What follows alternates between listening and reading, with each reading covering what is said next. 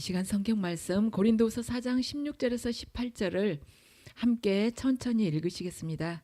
16절 함께 시작하겠습니다.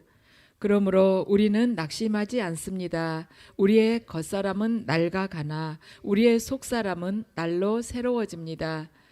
지금 우리가 겪는 일시적인 가벼운 고난은 비교할 수 없을 정도로 영원하고 크나큰 영광을 우리에게 이루어 줍니다. 우리는 보이는 것을 바라보는 것이 아니라 보이지 않는 것을 바라봅니다. 보이는 것은 잠깐이지만 보이지 않는 것은 영원하기 때문입니다. 아멘. 잠시 기도드리겠습니다. 아버지 감사합니다.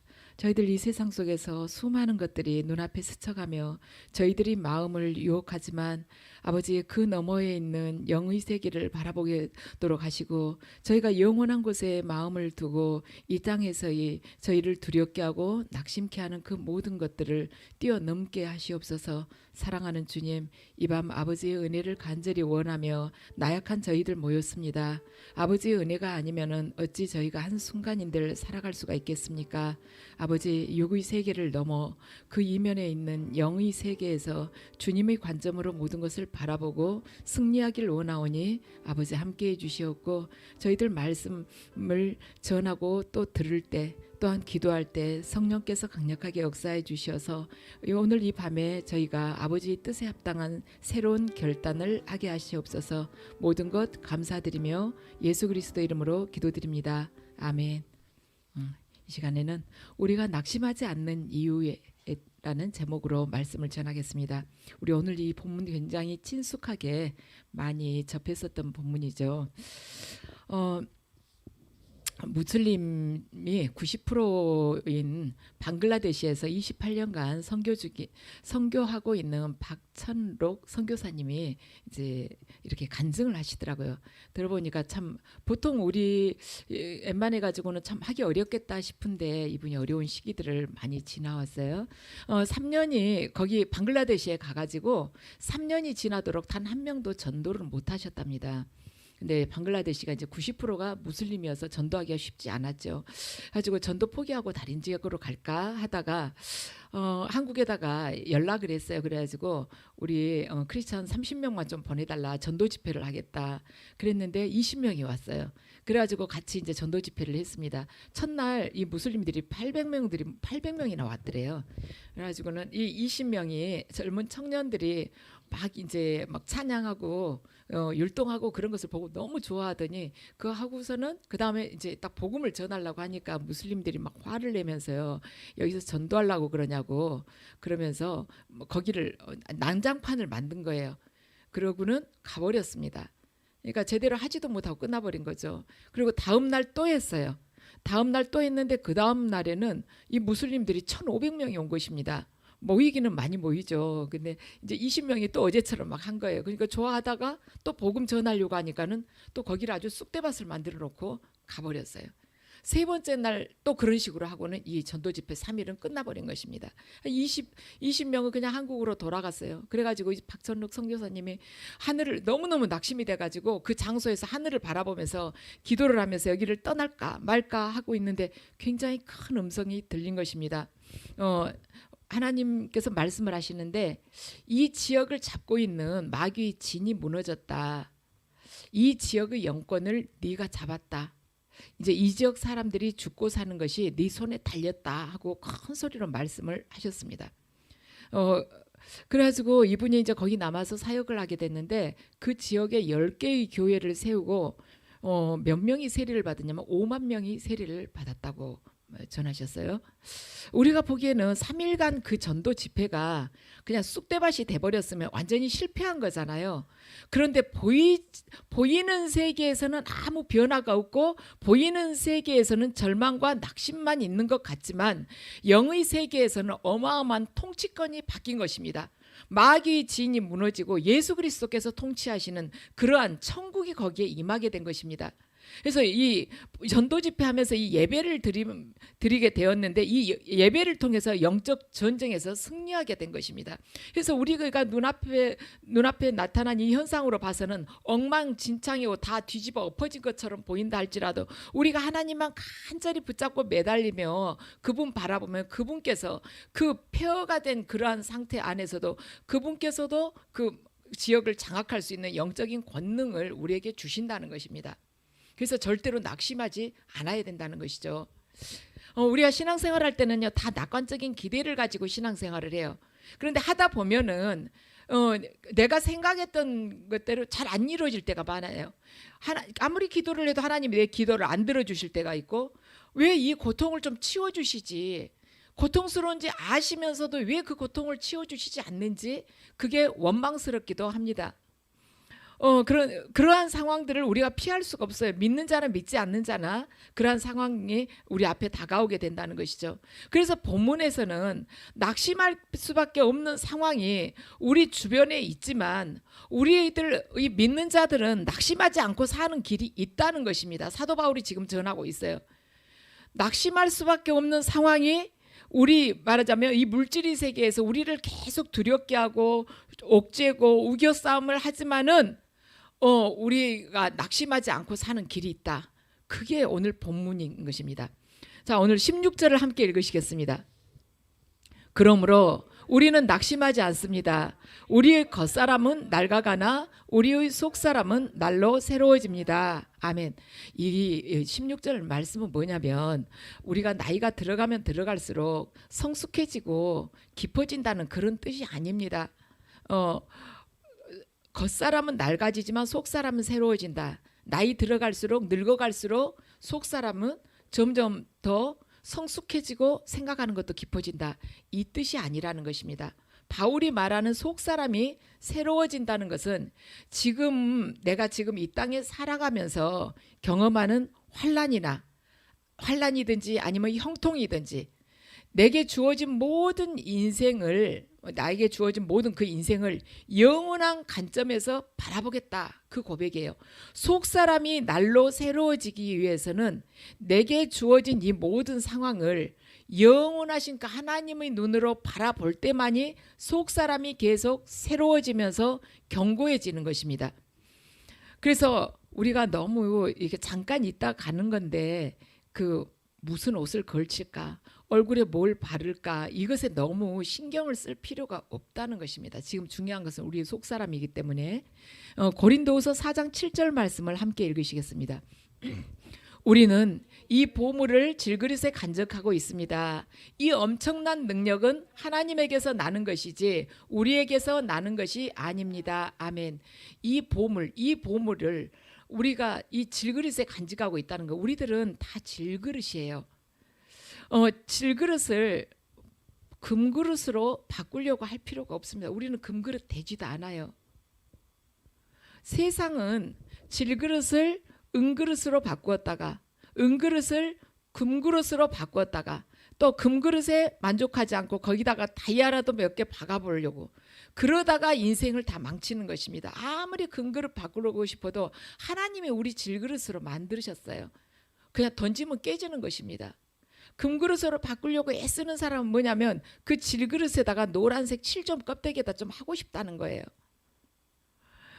중요한 것은 뭐냐면 이 질그릇 안에 담겨있는 보배가 무엇인지를 확인하는 것이 중요하지, 이 그릇 자체를, 질그릇을 그냥 금덩이로 확 바꿔야겠다, 그것은 세상 방법이라는 것입니다. 바꿔지지도 않아요. 만드신 분이, 창조하신 분이 흙으로 빚었는데 어떻게 금덩이가 되겠습니까?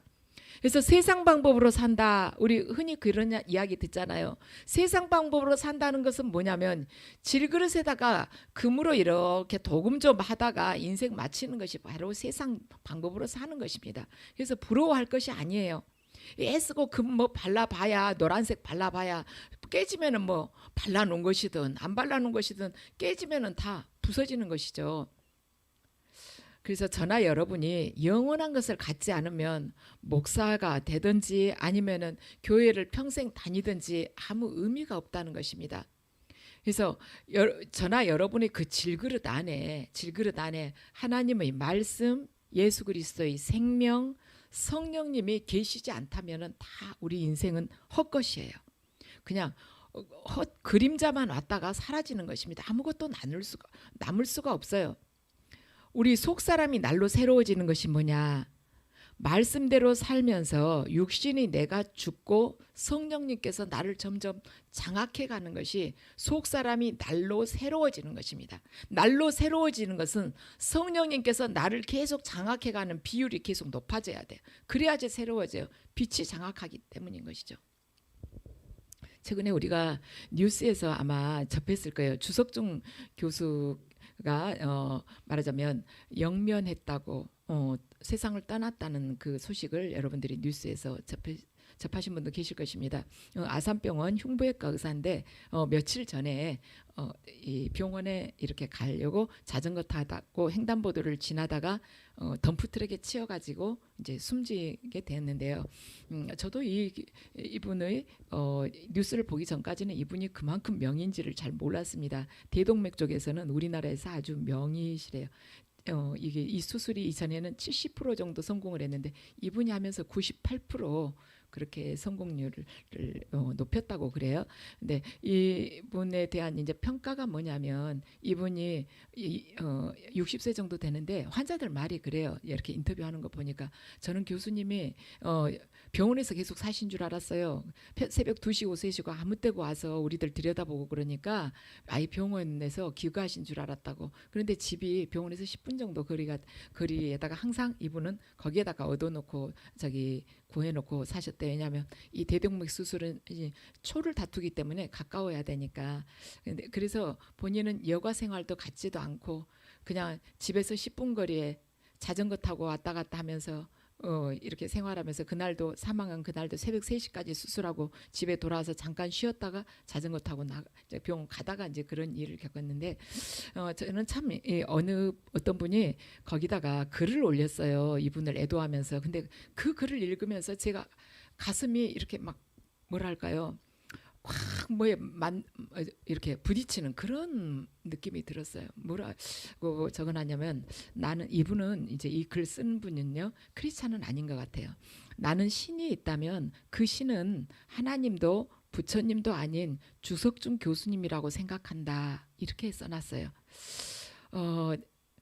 그러니까 이분이 늘 이렇게 그 글을 읽으면서 제가 들은 느낌이 뭐냐면 이분은 예수 그리스도를 정확하게 증거하면서 살았구나.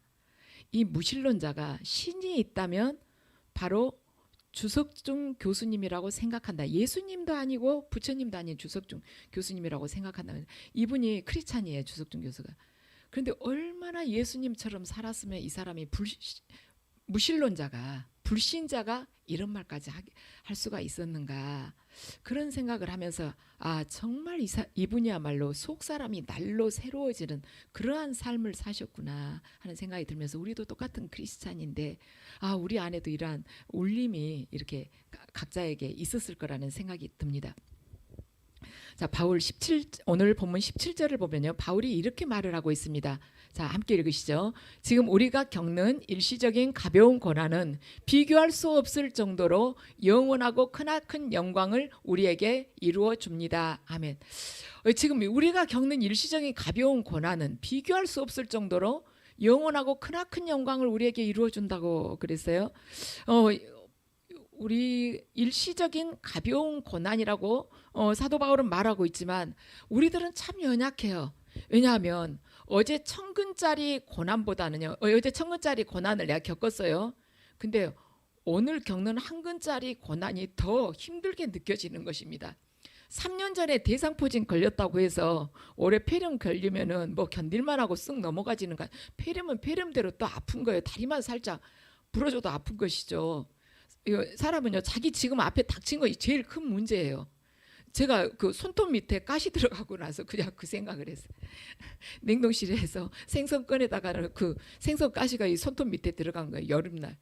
그런데 가만히 이제 안 갈까 했는데 이거 후끈 하면서 찌르면서 응급실 갔죠. 뽑아달라고. 그런데 갔는데 개인 병원을 갔더니 안 된다는 거예요. 이거 뽑으려다가 이 속으로 더 들어가서 쪽집게 되니까 응급실 가서 앉아 있으면서 빨리 해달라고 제가 그랬거든요. 그 또 개인 병원에서 그러더라고. 빨리 안 뽑으면 손톱 빼야 된다고. 그래서 더운 날 또 손톱 빼면 안 될 것 같아서 나 빨리 해달라고 막 그랬는데 저를 쳐다보지도 않는 거예요. 이미 지불은 다 했는데. 가지고 한 30분 기다렸다. 다들 바쁘게 뭔가를 하는데 가만 눈치를 보니까 저보다 더 늦게 온 사람을 해주는 거예요.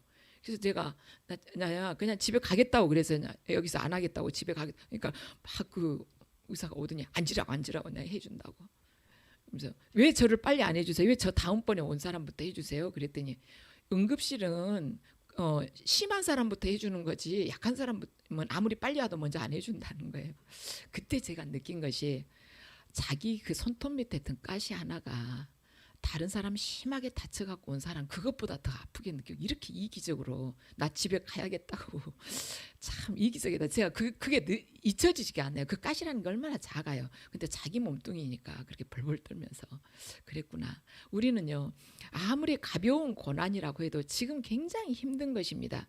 저나 여러분이나요 영원한 나라가 있다는 거 다 알아요. 알죠? 천국도 있고 지옥도 있다는 건 다 알죠. 그리고 지금 당하고 있는 이 고난이 장차 누릴 영광에 비하면 아무것도 아니라는 거 압니다. 이론적으로 다 알아요. 천국도 있고 지옥도 있고 지금 당하고 있는 이 고난 크죠. 천근짜리 고난을 지금 당하고 있어요. 이것은 그렇지만 영원한 세계에서 정말 그 커다란 그 영광에 비하면 이거 아무것도 아니다. 이거 알지만은 지금 너무나도 힘이 든 것입니다. 바울도 이 복음을 전하면서 얼마나 낙심이 되고 움츠러들었는지 알 수가 있어요. 고린도서 4장 8절을 보면요. 4장 8절을 함께 읽으시죠. 우리는 사방으로 죄어들어도 움츠러들지 않으며 답답한 일을 당해도 낙심하지 않으며. 아멘. 지금 바울이요. 움츠러들 만큼 괴롭다는 거예요. 그리고 쬐임을 당하고 있다는 거예요. 그리고 답답하다는 것입니다. 그래도 낙심하지 않다는 거예요. 바울도 지금 그것을 다 느끼고 있었어요. 그래서 그런데 왜 낙심을 하지 않냐면 영원하고 크나큰 영광을 지금 바라보기 때문에 자기가 낙심하지 않는다는 거예요. 그 외적이 육적으로 육신적으로 다가온 그 고통, 정신적으로 힘든 거 다 느끼지만 영원하고 크나큰 영광을 바라보기 때문에 내가 지금 낙심하지 않는다. 그리고 영원한 영광을 바라보면서 내가 낙심하지 않으려고 지금 몸부림치고 있다. 이러한 고백을 하고 있는 것입니다. 그래서 우리가 고난이 닥치면은요, 딴 거 아무것도 안 봐야 돼요. 오직 하나님만 붙들고 그분만 바라봐야 되는 것이면 딴 거 잠깐 한눈 팔았다면 악한 마귀가 우리들에게 있어서 하나님 바라보고 그분 신뢰하는 그 마음을 확 갉아 먹어버리는 거예요. 그래가지고 다시 주저앉게 되는 것입니다. 그래서 그때는요 아주 단순한 딱 외골수처럼 오직 주님만 계속 바라보는 것입니다. 일할 때도 설거지할 때도 청소할 때도 뭐 빨래를 개킬 때도 길을 갈 때도 계속 기도만 하는 거예요. 절대로 마음을 빼앗겨서는 안 돼요. 사도 바울도 자기 낙심하지 않으려고 영원한 그 영광만 계속 붙들고 바라봤다고 하지 않습니까? 사도 바울도 그랬는데 우리가 어찌 연약한 우리가 한눈 팔고 세상의 마음 뺏기면 어떻게 그 영적 전쟁에서 승리를 하겠습니까? 자, 18절 함께 읽으시겠습니다.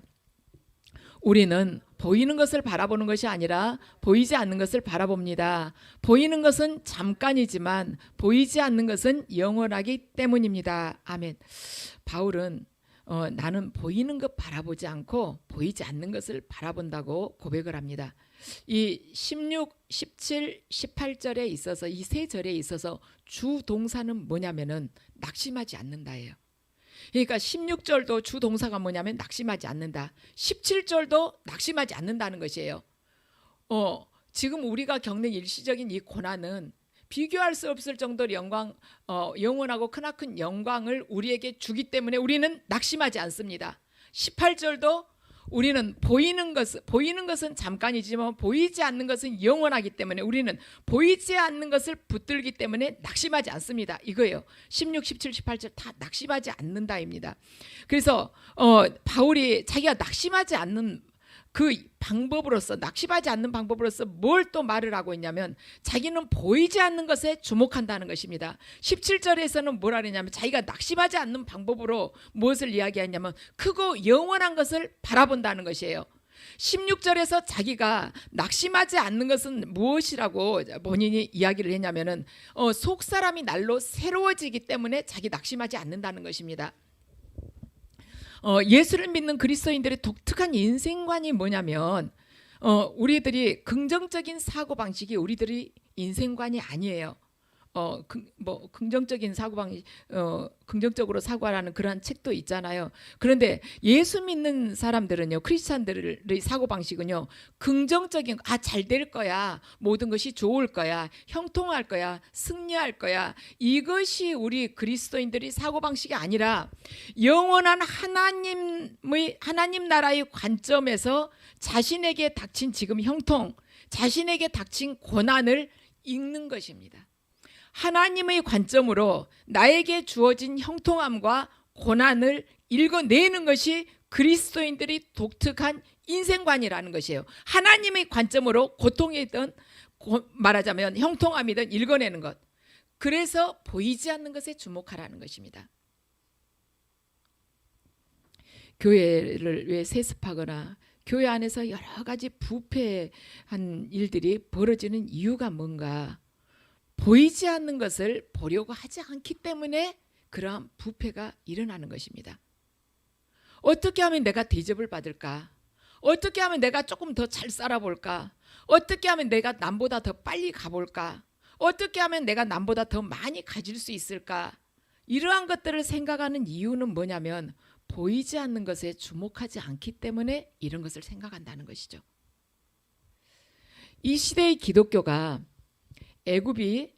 요셉이 애굽의 총리로 출세한 것에 대해서 상당히 강조를 하고 있습니다.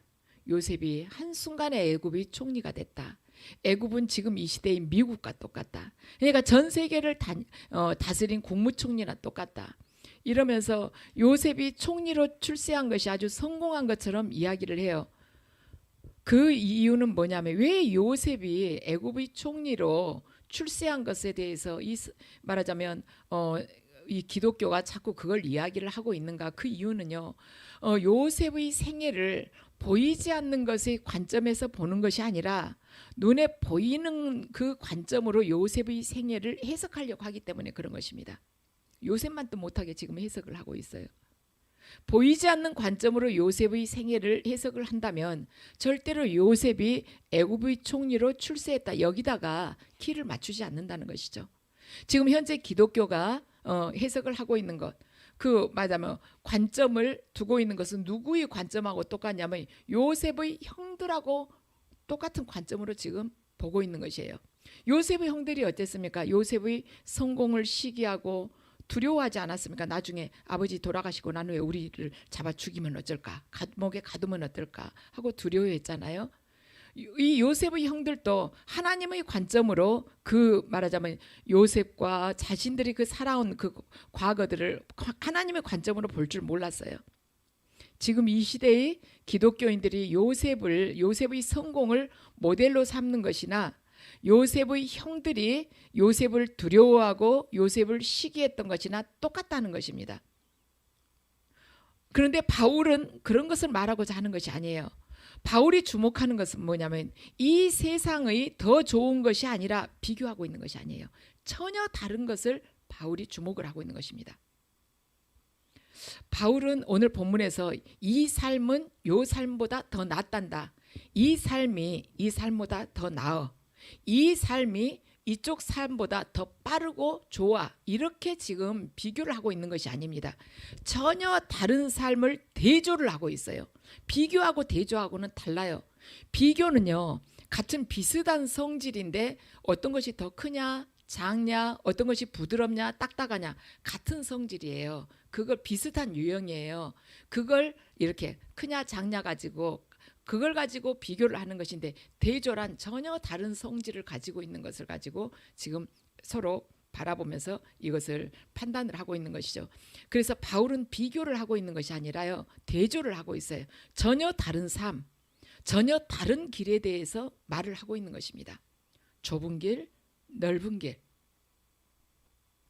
내가 주인이 되어서 사는 삶, 예수 그리스도가 주인이 되어서 사는 삶 전혀 다른 거예요. 나하고 예수 그리스도하고 어떻게 같은 동질로서 비교가 될 수가 있습니까? 아니잖아요. 나는 마귀의 종이었잖아요. 좁은 길, 십자가의 길이에요. 넓은 길, 이 길은 수많은 자들이 가면서 결국에 끝은 멸망인 것입니다. 그렇게 전혀 다른 성질의 것을 가지고 바울이 지금 대조를 하면서 우리에게 설명을 하고 있는 것입니다. 바울은요, 겉사람과 속사람을 대조를 합니다. 겉사람은요, 육적인 것이에요. 속사람은 예수 그리스도께서 통치하시는 영적인 것입니다. 고난과 영광을 대조를 하고 있어요. 고난은요, 성령님께 하나님의 말씀에 순종하고 따라가게 되면은 고난은 우리가 닥치게 돼 있어요. 영광은요, 세상을 사랑하면 세상 속에서 주는 영광이 많아요. 잠깐과 영원을 바울은 대조를 하고 있습니다. 이 우리 육신이 왔다 가는 이 시간은요, 어떤 분은 그렇게 표현해요.